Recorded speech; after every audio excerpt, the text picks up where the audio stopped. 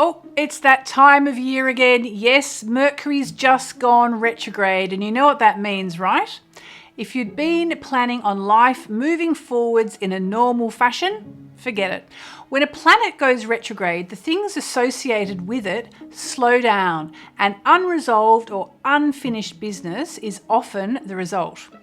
We can also get indications that things are happening behind the scenes and it's time to review the affairs of that planet.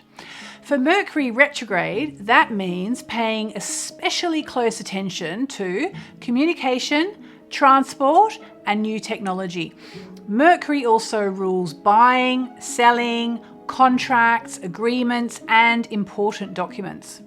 That's why you might feel as if you have everything figured out, and then Mercury goes retrograde and makes you feel as if the world has gone mad.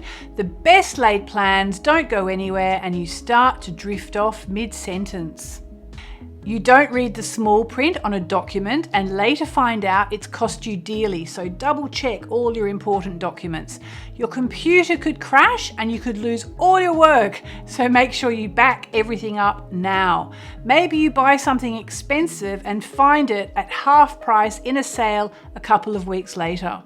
Documents might not reach the intended recipient. Your phone calls or text messages could go unanswered. Of course, all these things happen when Mercury isn't retrograde as well. It's just that they seem to happen more frequently when it is. And all of this is inconvenient, annoying, and frustrating.